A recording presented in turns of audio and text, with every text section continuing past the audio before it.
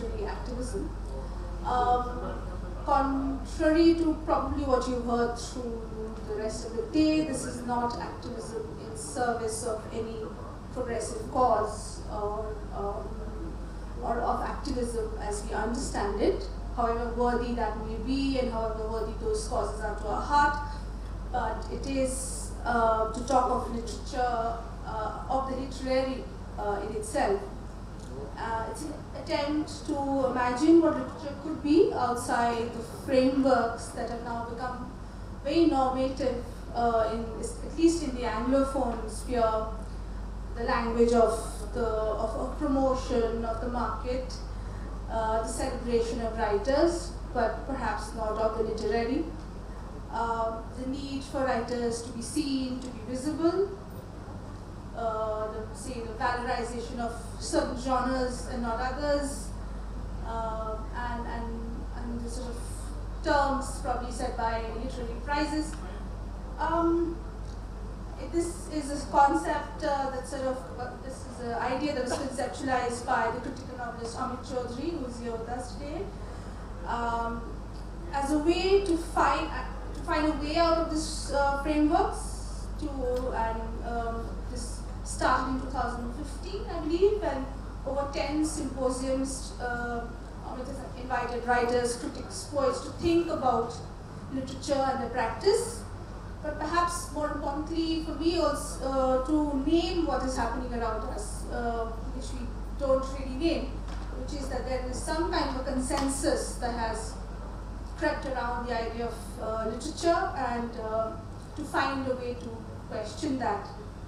I want to start by quoting from an essay that he wrote, and he says that it's hard to recall that we didn't think of success in writing mainly in relation to the market and in relation to a particular genre, the novel. And later on in the same essay, he says that we are shocked to hear that poets were central to our culture, that writers once deliberately distanced themselves from material success. We'll start with you, Amit, to sort of talk about the disaffections probably that brought you to the idea of literary activism, and to in some way name the thing, name the beast, as they say, that you see.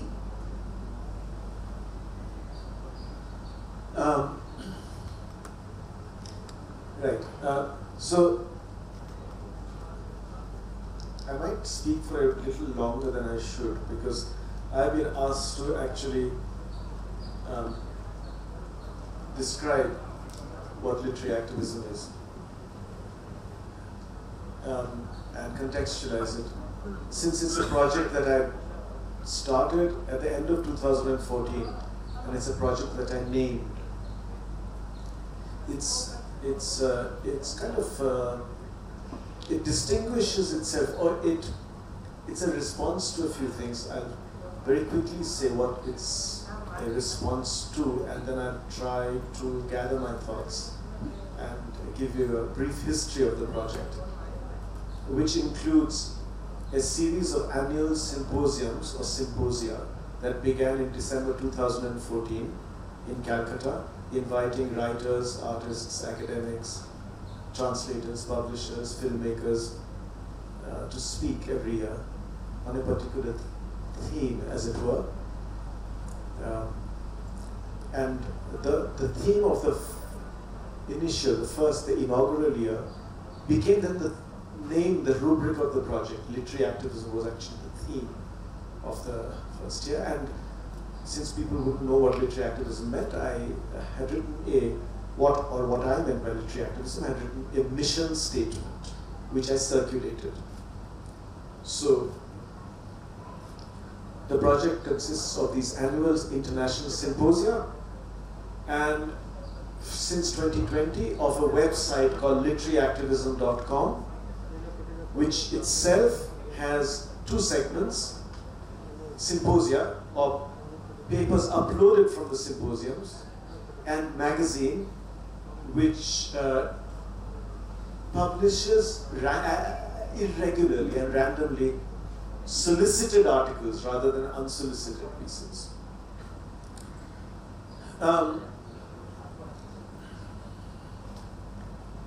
it was started because of a perceived disagreement in the post-globalization world.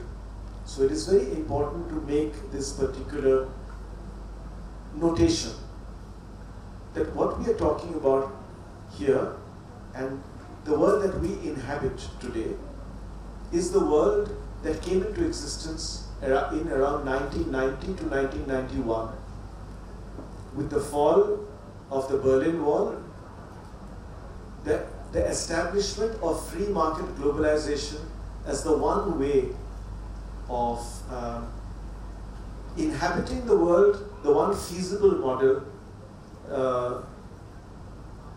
to inhabit, and the one moral model which gives us our sense of value. Finding, for instance, my first novel came out in the year of India's economic deregulation.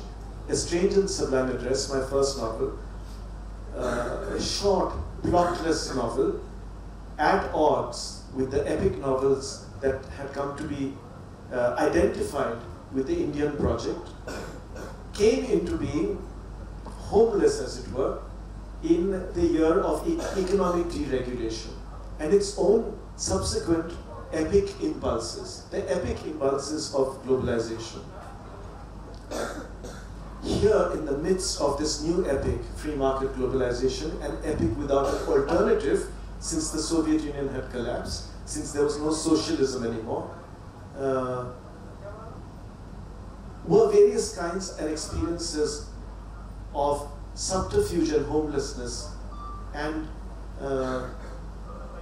subterranean ways of continuing what may have been the arguments and experiences of a past that had formed us, those of us who had grown up well before we could have ever imagined that the Berlin Wall would fall.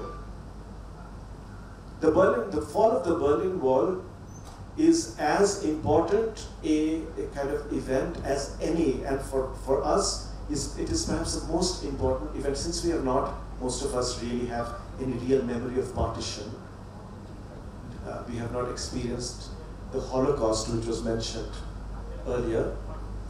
That is, if there are any Europeans in the audience. The historical event that has formed us in one way or another, or changed our lives and changed the way we think and even think of literature, and brought into being spaces like, say, the Literary Festival, is the world of free market globalization. I should break this news to you that literary festivals did not always exist.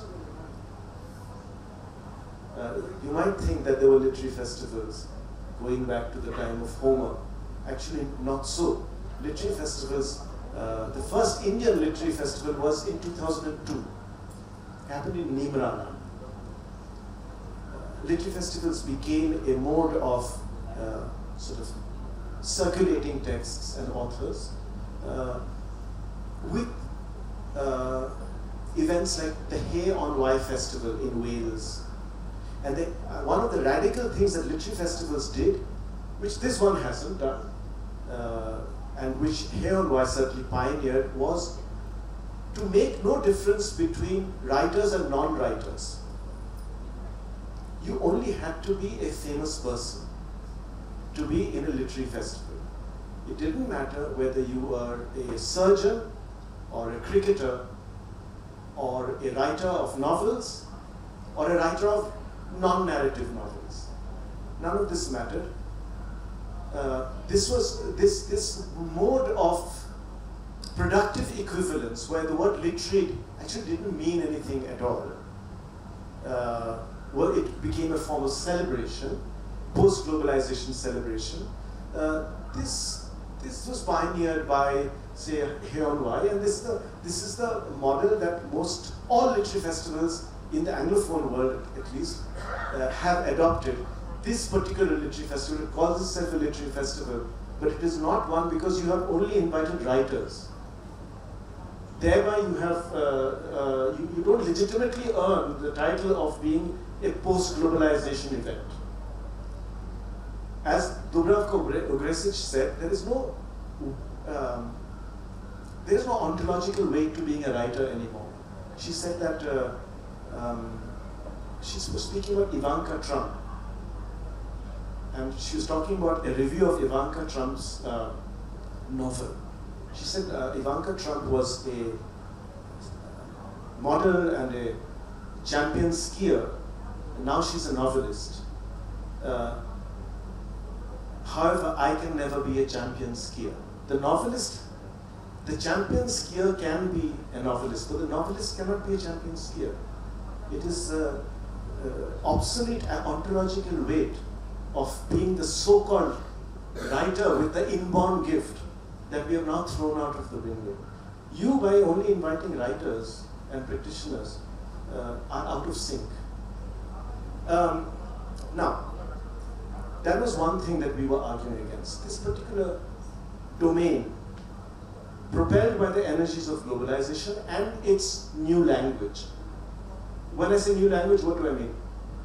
To call this a literary festival, to call a festival which has Shah Rukh Khan, Imran Khan, Rahul Dravid, Salman Rushdie, and whoever else, to call it a literary festival.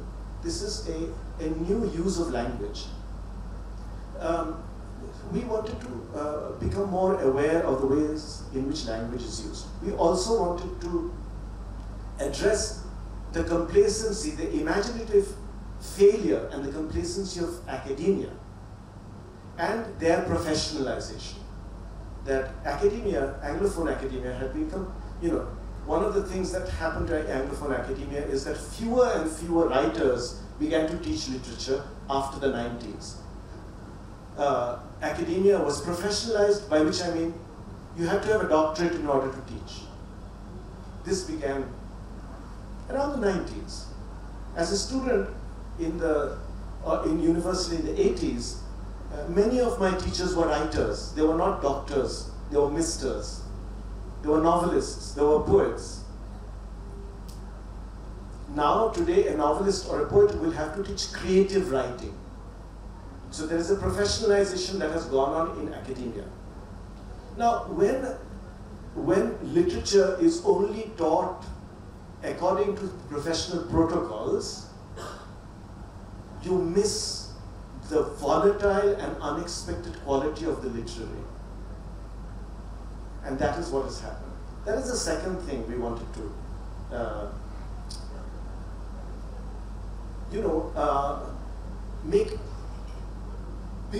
make ourselves more aware of, become more acquainted with the operations of that which claim to speak on our behalf. Because all these, this apparatus was speaking on behalf of writers. Other thing is to allow writers to speak. Writers are busy giving voice to others, but first they must give a voice to themselves.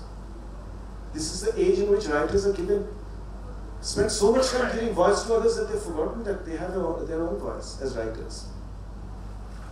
So to give them a chance to speak if they wanted to. Most of them don't want to now. Especially in the Anglophone world, they want to sign copies of books.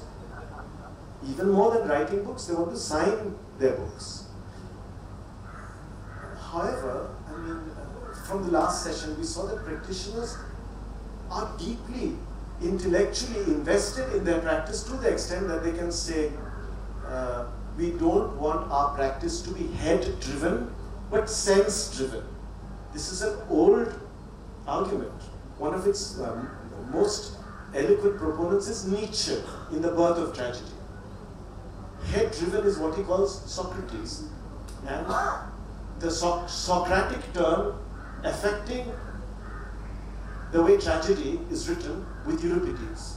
The sense-driven is what he calls Sophocles, the pre-Socratics. So this is a very old and very urgent, nevertheless urgent argument which we have lost sight of. So writers think, they think about writing. First and foremost, they love writing. They do not love their own writing, they love writing. They are not writing books because they love their own writing. that because they love writing, this love then at every historical moment is under threat from a variety of sources, and I have just pointed out a few sources of possible threat, possible need for argumentation today after the fall of the Berlin Wall, because we are more or less, although there are many things have changed since the fall of the Berlin Wall, we're still in an ethos that has been more or less shaped by it. We live in a world that has been shaped by it. Literary activism arrived in order to fight a particular kind of language, a particular kind of speech.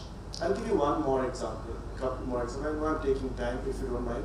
I'll give a couple more examples to set the scene about what literary activism is. The language of value. The free market, when it comes to publishing houses, never speaks in the language of the market, at least as far as the invention of a particular genre, the literary novel, is concerned. Many demarcations broke down after globalization. One of them was the demarcation between the serious and the popular. Earlier, publishing houses used to say, I'm going to publish some rubbish books. They're actually extremely good, but they are popular culture. No one will remember the book after he's finished reading it or they're finished reading it. But if it's well written, they will buy lots of copies of those books. And this is what will fund our ability to republish a new edition of Finnegan's Wake with a new introduction. Because Finnegan's Wake, nobody is buying Finnegan's Wake. So this was the model. After globalization, this model was thrown out of the window. And Finnegan's Wake too had to earn its keep, as the phrase went. Okay. So, but the literary novelists today will never speak in these terms. They'll never say, we don't want to publish books which don't sell. We only want to publish commercially viable books. No, they will say, we are going to publish a masterpiece. When they say a masterpiece, they mean a book which will sell 100,000 copies. They'll say, we are about to publish a classic. So as they overturn linear time, the linear time of modernity, that is, you decide what a classic is after 15, 20, 30, 40, 50 years have passed, or a masterpiece you get to know over time and it has nothing to do with its market value. It could sell 10 copies. All these kind of ideas of linearity and value are radically reworked in a language which does not throw out the language of value, uses it to its own ends. So the academics throw out terms like masterpiece and classic from the 90s onwards because they are against the canon. The post-colonial and the post-modern theorists are against the canon. And so they must throw out elitist terms like masterpiece and classic. These terms are then reused by the market. So a publisher will say, we are about to publish a masterpiece, such as happened with Arundhati Roy's The God of Small Things. It was the publisher who said, we are publishing a masterpiece. Usually this is a critical estimate. But the publisher said, a masterpiece that fell down from the skies, fully formed. I like the God of Small Things. So I'm not making a value judgment about the God of Small Things. I'm talking about the way in which language operates. Morrissey, the pop musician, decided to write his autobiography and call it autobiography. And then the book went out. This is after A Suitable Boy and all of that. The book went out via agents to publishers, and he said, I want to be published by Penguin, but specifically by Penguin Classics. So Penguins, said, of course we want to publish you. And then feebly they said, is it okay if it's Penguin Modern Classics? So the Penguin Modern Classics would publish people like Kafka or Walter Benjamin. But he said no, it has to be Penguin Classics, like Epic of Gilgamesh, going back in time. So they published it as a Penguin Classic. So what? So the publisher is not saying Penguin Classic guaranteed to be a bestseller. The publisher is not going to speak in terms of the market.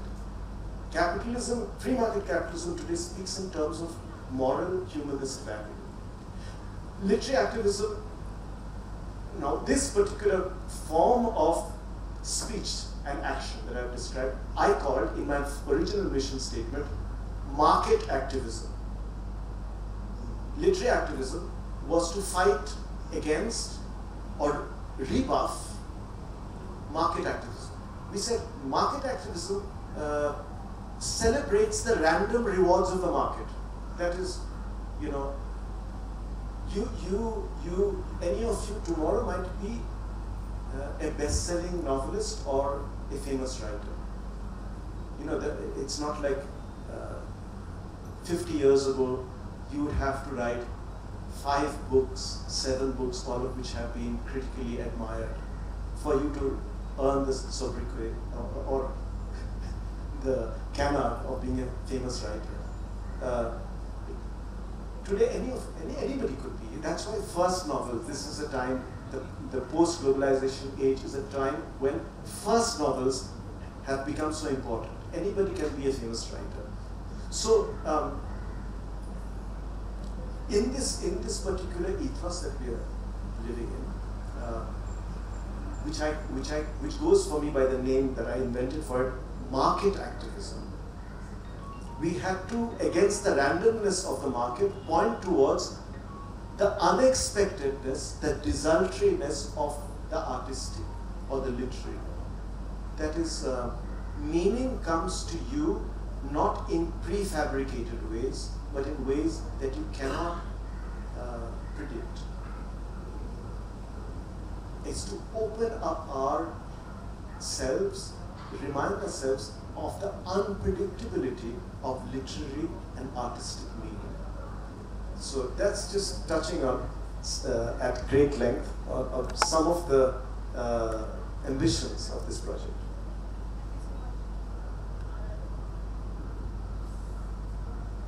Thank you so much, Amit, for enlightening us or alerting us really to the slipperiness of the language that we see all around us when it comes to literature. I'd like to come to you, Kamlakar. What Amit has laid out is really what the experience in some way is of the Anglophone world. Does that similar apply to the Kannada literary sphere? How does literary activism find a voice, a space, an expression in Kannada, which of course has literature going back thousands of years, but do the same pressures apply? Thank you, Amrita. What strikes me as remarkable is the fact that although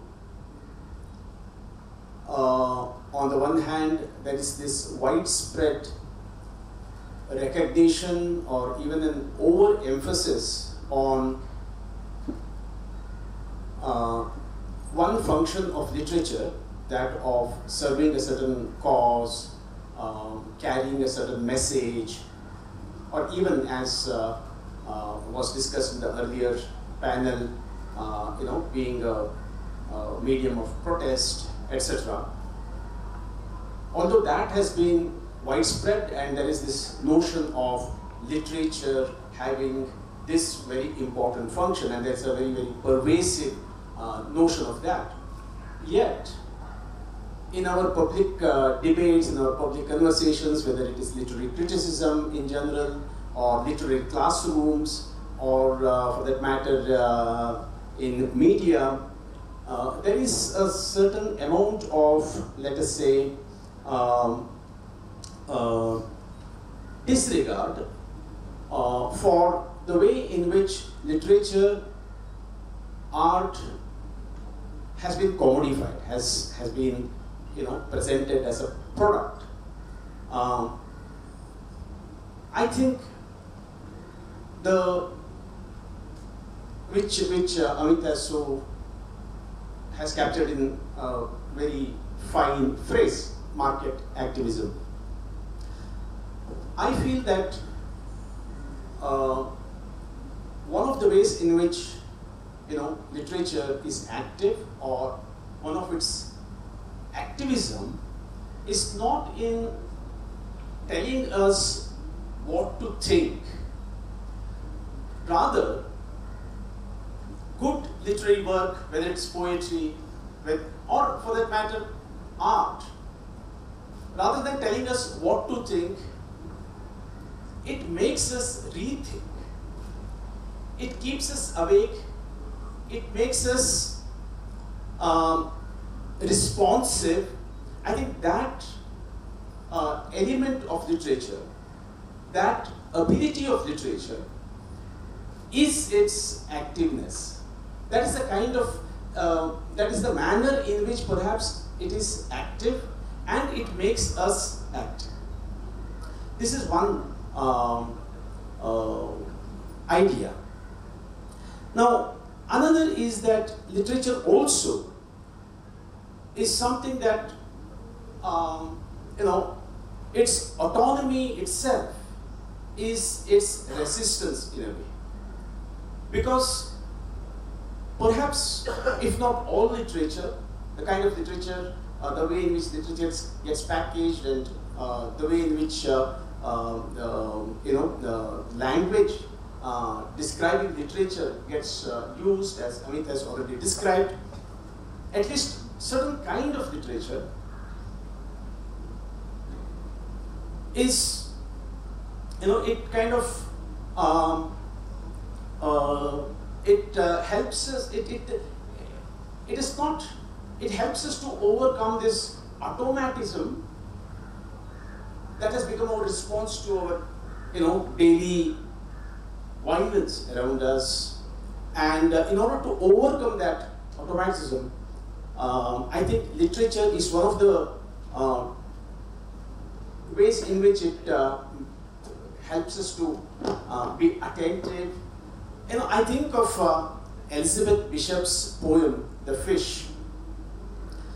It's a poem in which the speaker describes capturing a fish and then looking at it closely.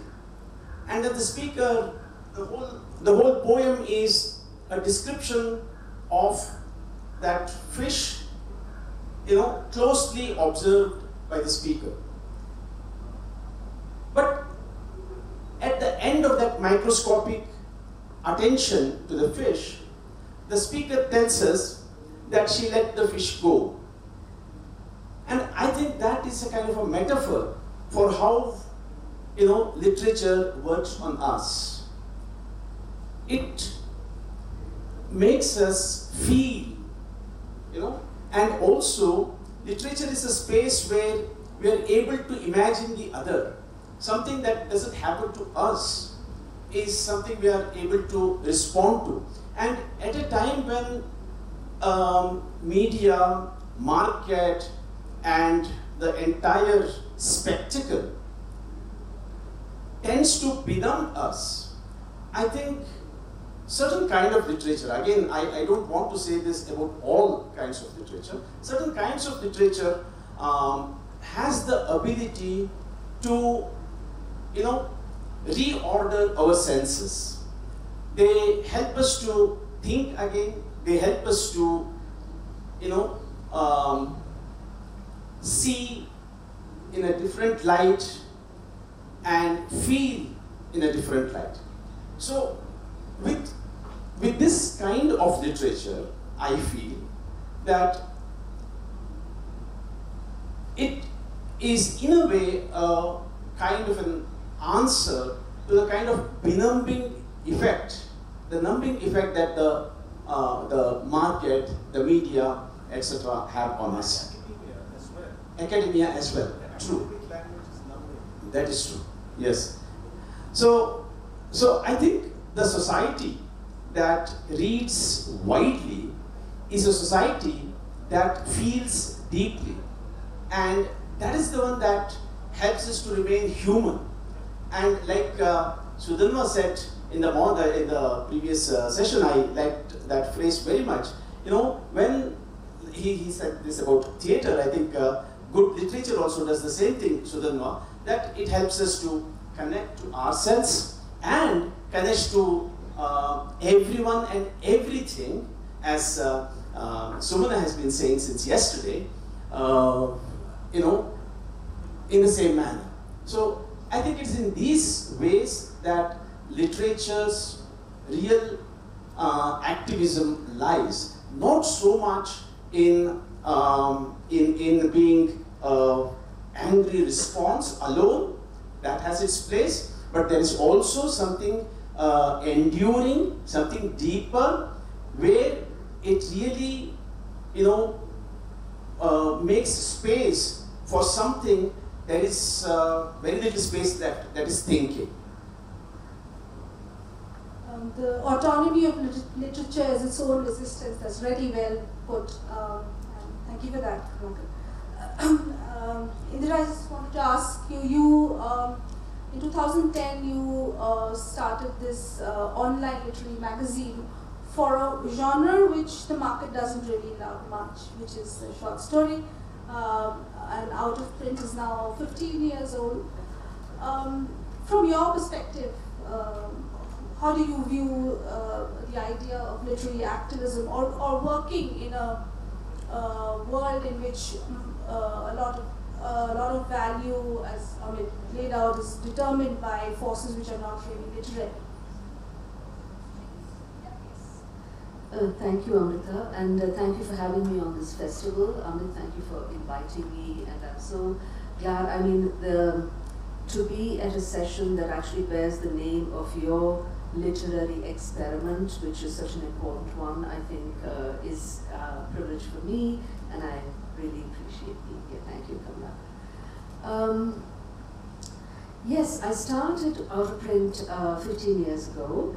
That's right, and for a genre which wasn't very, still is not viewed as a marketable kind of product for the publishing industry. And 14 years ago, you actually talked to me about it as a journalist, so that was kind of remarkable to find that connect. Yes, so when I started Out of Print, which is an online magazine for short fiction that has a connection to the Indian subcontinent, so all of our neighboring nations, the diaspora, people who from other places who write about an experience that's connected to the subcontinent. I think I started it with a completely different impulse than literary activism. It wasn't so considered, it was just searching for a platform, feeling the excitement of needing a space in which one can publish short fiction. Having met already the dearth of platforms in which I could publish my own work. But I think when thinking about today's session, and over time I realized that the impulse was probably not quite as unconsidered as all that, because I grew up in a household where there were a lot of books, and my mother was a very curious and wide reader. You know, she read anything that came along, and there were a lot of magazines lying around, mostly in English, and of course they were commercial enterprises, all those magazines, but by the time they trickled down to us at the University of Mysore in the professors' quarters, they were actually part of a non-commercial enterprise. They were part of a community of sharing. They had come as things that were hand-me-downs, were shared within a community. And you were reading in a different way. You were reading to be part of something that engaged with the world, where you were not measuring it by what it cost. So perhaps that was a sort of subliminal motivation for me in or perhaps not a motivation, but a subliminal understanding of what a literary platform does. So Out of Print is completely non-commercial, and we have a few kind sponsors who keep us going, and so we publish literature from the subcontinent. And one of the things that I realized looking back over the last 15 years is well, the profound and the unexpected happen. You know, you suddenly have these works that come to you that shake you, you know, that are quite unexpected, quite really not what you would imagine writers are thinking about. But the other thing that does happen, in fact, is that there is a lot of self-reflection that is coming in from the Anglophone writers, many of whom are very young. But there's also these spikes that happen that are responsive to political and social-political events in the country and the world. And so, for example, at the time of the partial repealment of Section 377, at the time when that activism was peaking, there was a number of queer writers who were sending to us with a sort of emboldened strength and nuance in their writing and a sense of potential possible hope. So that was, you know, that you see the response. In a sense, you are documenting responses of writers.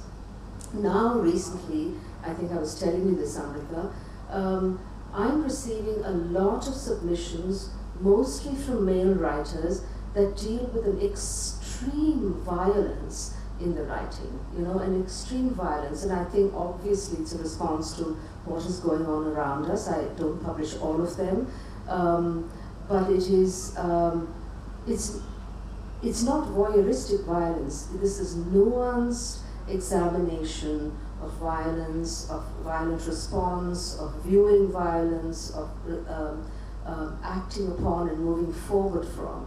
And so it's really very interesting the way in which a long trajectory of a literary platform can capture what people are thinking about, you know. Of course, a lot of the work tends towards the urban writer, because we do publish in English, but we have a lot of translated work as well.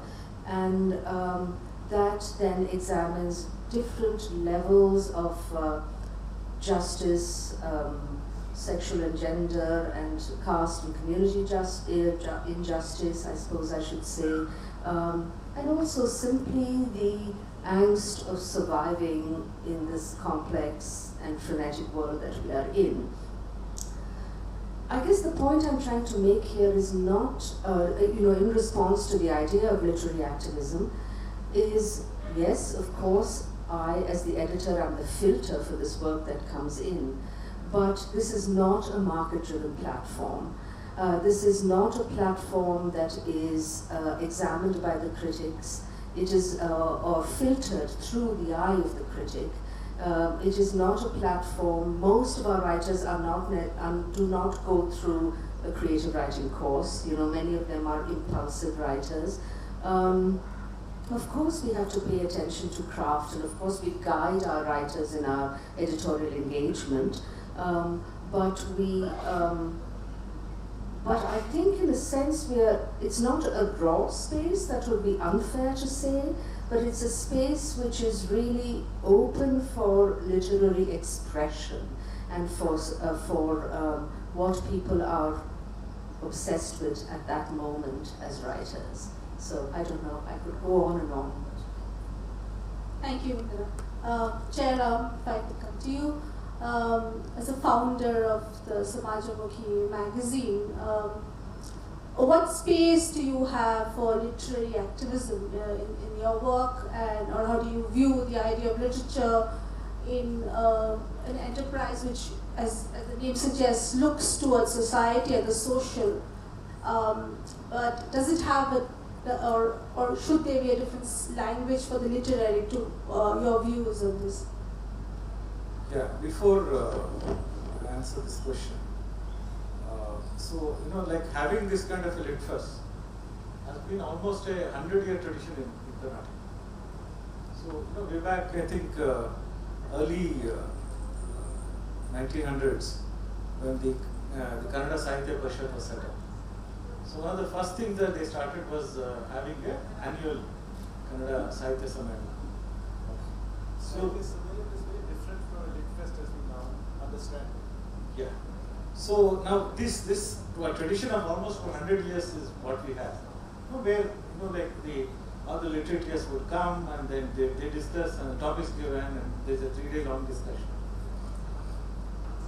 Over a period of time in Kannada it also happened that some of they felt that the literatures or the literary discussion should not limit only to the literatures. So we should throw it open. We should try and reach as many people as possible. So in the last probably about 50-60 years, because I also don't know exactly which year, because it happened before I started going to these kind of Litfests, that some of them wanted to reach the mass. So suddenly, we started having thousands of, not thousands, lakhs and lakhs of people coming to our Sammayanas. So in a way where it became Jamboree.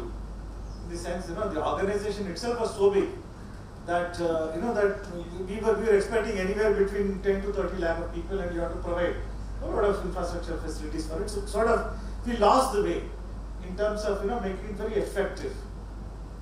Got restricted to a couple of things which used to be done there. There used to be some resolutions there. There was a presidential speech and a couple of other things. Now subsequently, of course, the Jaipur Litfest model came. Okay.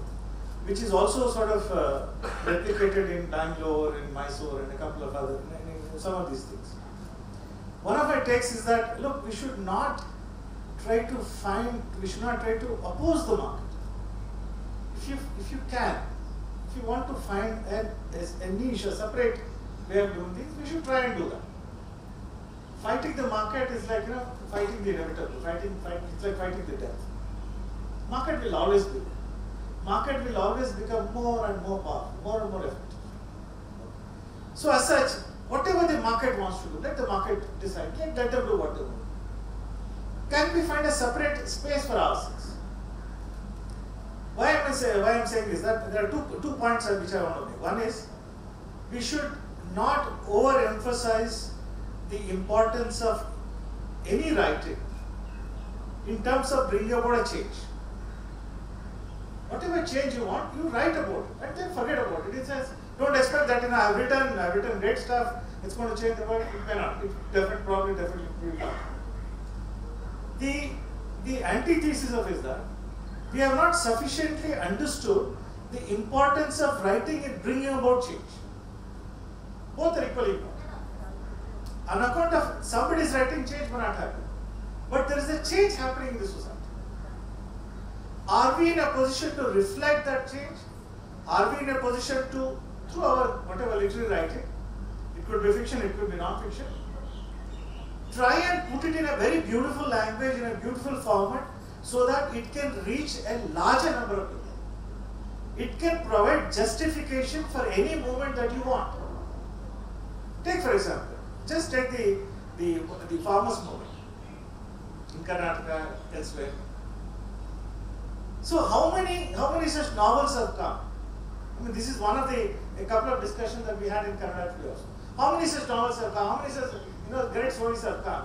Which sort of reflects on the farmers' movement in Karnataka, or probably in a very micro way justify the need of farmers' movement in Karnataka.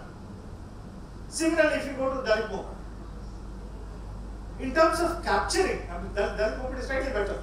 There are a lot of good Dalit voices in Kannada who write beautifully, slightly better. In terms of reflecting on the necessity of, let us say, any movement towards Dalit empowerment, Dalit education, a lot of things, how many of such writings have come? And the importance of this, can never be overstated, in the sense, not because you are writing things will happen, but things are happening on the ground.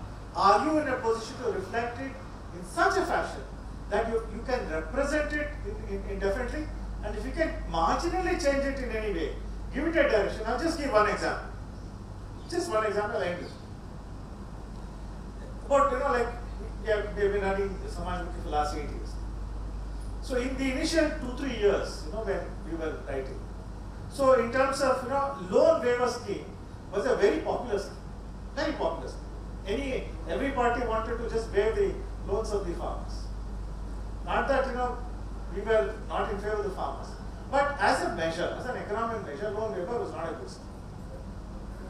We ran a campaign, 3-4 issues dedicated to just discussing the loan waiver, saying that by doing this, you are of course destroying the entire whatever the financial structures and instruments that you have, and in terms of like you want to win the election, that's why you're doing it, but in terms of actually helping people, you're actually not helping. Any number of examples that we could give. We were able to stop the whole talk of loan waiver. And luckily in the last election, 23 election, in Karnataka Assembly elections, nobody would talk about loan waiver. I can give any examples of these things, which are very micro things, that that somebody can take it up, which are happening, but you have to provide a justification for or against what is happening in the society. Right. But if I can just push back on this idea, it seems to me that literature these days bears all sorts of burdens, right, of carrying forward activism or change.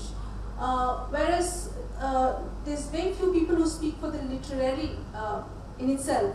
Is it possible to think of the literary as not so in such an instrumental way? We don't always read to effect change. We also read, or people write, as they say, for pleasure, for art. And I think perhaps that might be also a way to think, or to reflect the other I don't like to use the word purpose, but maybe a function of literature. And the great literature is great literature. No doubt about it. Okay. So it's not that you can like that I have to write only on the basis of my experiences. A lot of great writers in Kannada would have written about their experiences. A lot of people have written about their childhood. There are a lot of people who have done deep research into a particular change issue and have written great novels about it. Okay. So it's not that like just because I personally do not experience it or it has not been a part of my natural worldview that I cannot write about. If you have the capacity, provided a good writer has the capacity, he can do research on that subject. Of course, you always have to bring in your personal experiences. But a great literature, whether it is possible with a purpose, I think it's possible. Amit, if I can come to you, in your work, in your and practice as a novelist, as a critic, you've pushed back against the idea of, say, the India novel, right? Of the India novel, the novel that somehow explains or captures the variety of India. And how do you sort of reflect on this idea that always comes up, that literature in some way has to be an ally to some kind of cause, and that it's often measured against that? And is that something that you think about?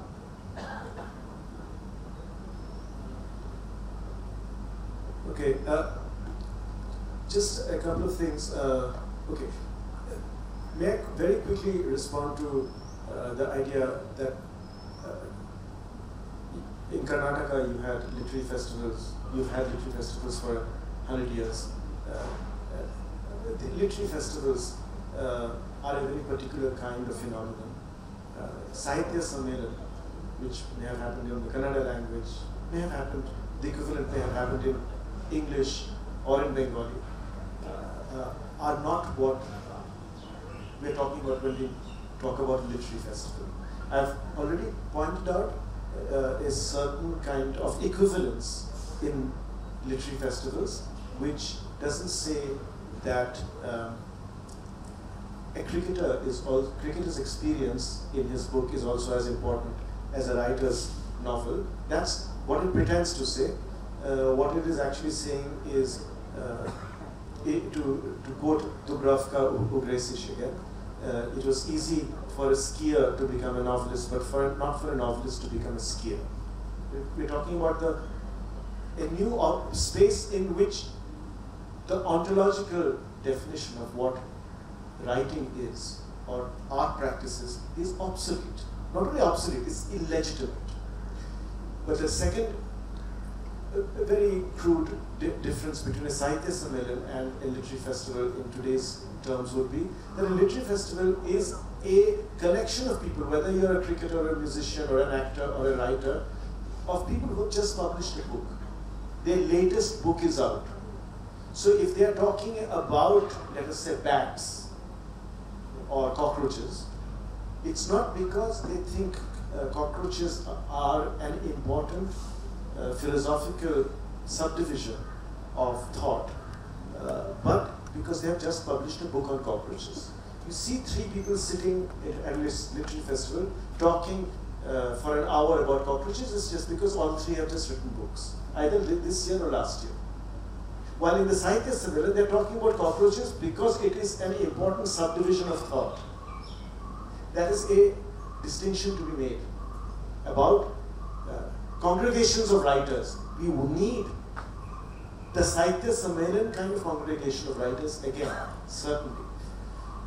As far as cause, as far as what is change, the definition of what change might become is part of our liberal makeup. I mean, when we say my life changed, or this serves a cause, something should change, we are all speaking within a liberal history. That has given us an idea of what is serious, what is not serious, what is change, what is not change. With the formation of, say, liberal history in India, you also have the formation of those who oppose liberal consciousness, like the opposite of liberal consciousness, the right, for instance, who might say that, who might invent a golden age, which may have actually been handed down to them by some liberal scholars. They are the ones who may have researched into this golden age, let's say in India, and then this is inherited in a particular way by the right to supplant the reality of those times, of those histories. But within the liberal makeup, there is another stream, which is the stream of the imagination. And this stream is playful. This is what literary activism is. So it counters liberal piety and progressive piety and very important progressive kind of thoughts and ideas which we cannot do without for a second. It counters them not through right-wing utopias about the past, Ram Rajya, etc., but through stupefaction and wonder. By presenting you with the hidden possibility of absorption, of stupefaction, of sleepiness, of doing nothing. This is very difficult for the liberal to understand because it comes from within themselves. The liberal, now as they define themselves more and more against the right, which is what has happened after globalization, that not among, I don't know about the Kannada liberal elite, they will be different because they are connected to a literature, say Anantamurthy's Horse for the Sun. What is the Kannada title? Surena Kudu. Plays out this tension. Ananda's heart is with Venkat. He loses consciousness. With the oil massage, he is wrapped in Venkat's non-words. It is, so I'm saying the Kannada elite, if they are part of that tradition, will have some understanding of this radical departure from what Ananta is. Ananta is looking at a Venkat otherwise and thinking, my God, what happened to this guy? If he's all we have, then how will progress ever happen? This is what he's thinking. And yet, at the end, he has succumbed to the oil head massage. Okay. You see this tension again and again. It is the courage of writers that has opened up this space. Otherwise, Ananta would not have gone there as a writer, would not have gone to the oil massage and written about it so beautifully. It's his courage, besides his imagination, which made those paragraphs, those astonishing paragraphs, where even at the end, Venkat looks at the grasshopper again and he says, the grasshopper.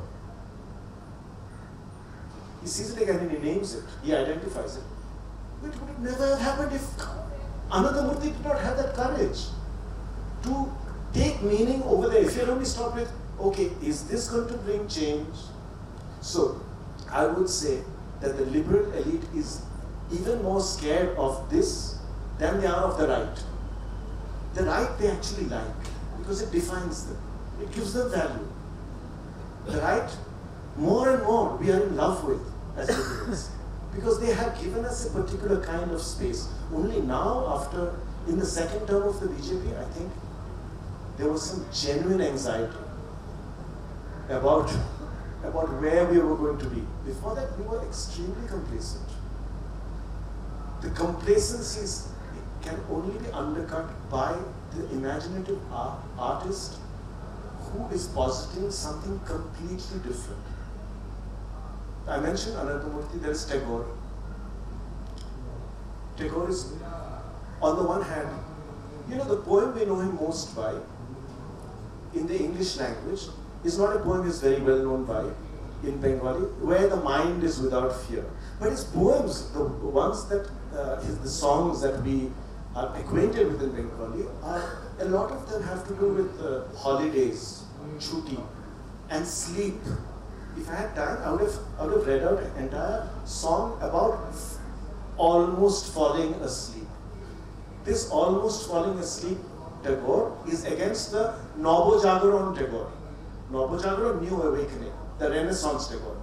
So, within the liberal space, there has to be this other space of absorption, of stupefaction, of wonder. That we are discussing Anandamurti, brilliant writer. Anandamurti is of course phenomenal writer. He wrote only 3 novels.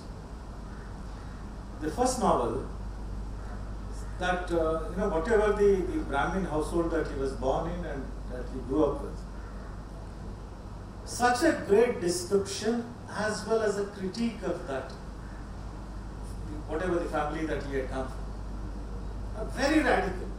I mean, to say that, a young boy, he was pretty young when he wrote it, a young boy could write such a radical stuff, because it sort of opened up a whole lot of avenues for anybody with probably similar backgrounds, not necessarily from the same community, to think, saying that, look, this could happen, anything could happen. Second novel, Avaste, is about somebody who's, it's on the life and times of Shantaveri Gopal Gowda, a great socialist fighter. That the futility of the life of a socialist, that it brings out in such great detail. It's a great critique of whatever socialism and somebody who's a socialist kind of a thinker, fighter. The third one, Bhartipura, is a typical village in transition. Bharti, of course, the Indian village. So, in this sense, why I am mentioning these 3 is that Sanatmurti, the brilliant writer that he was, that he was able to reflect on the change which is happening in the society, make it such a beautiful story. Great literary fiction, but nonetheless, he was able to reflect and sort of, in a way, he was able to guide things. Reflecting on, whatever the changes, but again, he was also subtly, he was trying to push things in whatever, like you could say that this is with an agenda purpose, whatever, you could say that, he was trying to push things in a certain way. So similar kind of writings, somehow, that you need a lot of maturity to write them. Unfortunately, most of our writers, they start writing very young, that level of maturity would not be there. Somebody with, only with that kind of a maturity of his understanding of the society, understanding of whatever the literature which has come till now, only if such person should be attempting. But is it possible? It's greatly possible. It's required 100%. Even in pure fiction also, one would be able to reflect as well as influence the changes which are happening in the society. That's the point, that is the requirement which I am putting in terms of a literary activism. This is what should have been the literary activism. Are we seeing a good number of novels in English? I read English and Kannada, I can't read anything else. In English and Kannada, very few. They reflect on their lives and all that, but in terms of reflecting on the change which is happening in the country, very few such writings. This is what the point is. Sorry, can I just make a very quick interjection? So you're so lucky to have somebody like this, and you as well, in organizing this festival. That's wonderful, with such deep acquaintanceship of your modern literatures and inheritances. However, I don't think that literature is value, as you and I agree on what value is, clothed up in beautiful language. This model I don't agree with. Literature is a value that resides in different ways, including the radical transformation that goes over the work of art over language itself. Language usually serves the purpose of representation. That is, when I say, this is Kamlakar Bhatt, I mean that this is Kamlakar Bhatt, and I'm representing you through that sentence. In literary language, it departs from that particular role into something else to widen our understanding beyond representationalism as to where value lies. Value doesn't only lie in saying, you are Kamlakar Bhatt. This is what you've done, this is what you've achieved, this is what you didn't achieve. This is you, Kamlakar Bhatt. That's not where it ends. This is why, because the entire medium is not a medium. It is not clothing for something else. That in the previous panel we had dissensions about the idea of scripting. What is scripting? These dissensions will only come about if we are looking at a particular kind of language whose function is not primarily representational. That doesn't mean it transcends politics, representation, any of that. But it's not in it's not those things in the way our complacent liberal backgrounds have led us to understand them and to recognize them. Could I just sort of respond to two things? One is just very quickly, when you said in the first BJP era, writers were complacent. Perhaps writers were, but platforms were not. We were anxious all the time, and we got works from time to time that we really had to think about whether we should publish or not. So that level of anxiety also reflected in the way in which we had, even though we're such a small niche literary space, we had to be conscious of what we were thinking about. So that was one thing. The other thing I wanted to say was, yes, your point about the range and the ways in which people write, the ways it's not only, or how do we define beautiful language? Who is it who tells us what is beautiful language and beautiful literary structure? I think those are some of the sort of academic and critical impositions that we try to push back against in Out of Print, because work comes from a range of different writers, and yes, there has to be certain standard is a wrong thing to say, but there has to be a certain ability to communicate and articulate what you're trying to say. But I think certainly language can be extremely varied and extremely lifting off from where the writer is coming from and what she or he is responding to, or they are responding to. So. I think we're out of time, so if you could open this out to questions. Please raise your hands if you have any questions.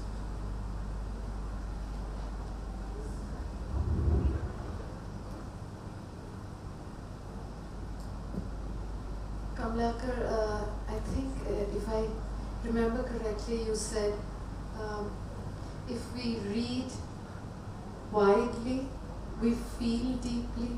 Is that what you said? While I agree with you in the main, I think there is an overwhelming of reading.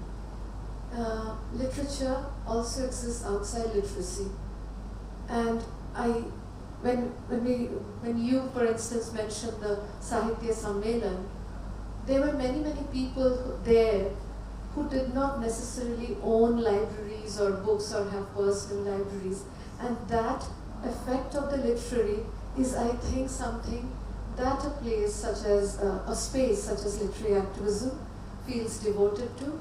I heard all of you speak about the reasons one goes to literature, and I feel slightly skeptical about this. If literature was as powerful as it is being made out to be, I would read a book by Charles Shobraj and want to become, it would be possible to be, have this ambition, to be provoked to living that kind of life. Similarly, literature that kind of makes me want to be a good and moral and responsible citizen. I'm not so sure about its effects either way. I mean, I don't become a better human being because I read a good novel or non-fiction, and the opposite as well. I think literary activism, and indeed literary and literature, is making a plea for being irresponsible, for playfulness, for khela, as you know the Bengali modernists have said, for the experimental. All through today, except I think our session, some works, and mine and the other two poets and writers who were there, I felt slightly nervous that I wasn't as good a citizen as I was expected to be, and I think all of us want and seek and need some pause from leading citizenly lives to live outside the Constitution, and the Constitution could be institutional in many forms. I think literary activism allows you to make, not by which I don't mean this literary activism project alone. And just over lunch, Amrita and Amit Chaudhary and I were discussing about possibilities of such spaces in different cultures, and you said, yes, I'm sure such spaces exist. So this is what I wanted to share. I have to be in the validatory function, that's why I'm leaving. You can continue the discussion, please. I just want to very briefly respond because we'll have to adjourn to the valedictory, which is that, of course I was using the word reading metaphorically because when we talk about literature, we don't only are referring to the literature that we read. We listen to music, and we have this entire corpus of the folk or the performative genres, etc. All these also, I was thinking in terms of how does one live with them, with this, right? And how do I live with these, and how do these genres live with me or live within me? That is where I want to point to this whole business of how it is not necessarily it's not necessarily instrumentational, but formative. That is the way I understood it.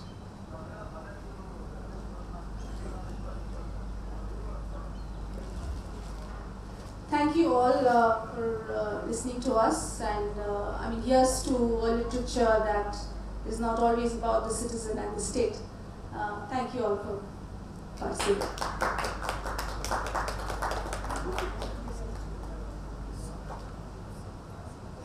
And here will echo outside this hall too. We hope to see you soon. Thank you all. Thank you so much.